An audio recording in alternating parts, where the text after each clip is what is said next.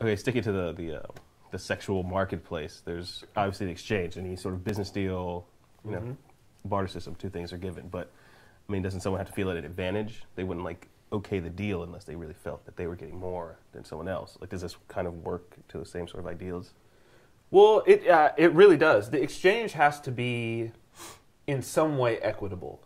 So basically, both people have to feel like they're at least getting something reasonable. Just like with any business deal, there is always a point for everyone where they're like, okay, that's a deal breaker. Mm-hmm. And everybody in their own sexual relationships has things that they're like, that's a deal breaker. Like for me, like a woman has to have both of her eyes, for instance. Pretty good one. It's a pretty good one. Yeah. I'm usually good with that. You know what I mean? I usually enjoy a woman who has hair on her head, although I don't. All her toes. You know what I mean?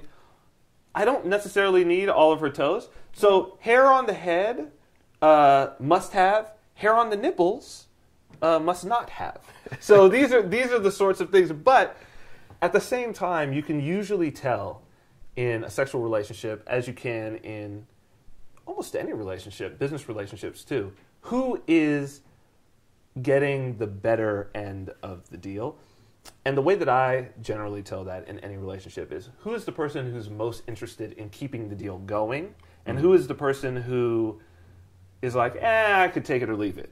The person who's most interested in keeping the deal going is the person who's getting the better deal. Yeah. And what's interesting is that, at least for me, what I've seen is that in sexual relationships and romantic relationships, when someone is getting too good of a deal, I've found that it expresses itself as the psycho individual, the psycho ex, the crazy, the person who just can't let it go. Yeah. Usually you got into a situation where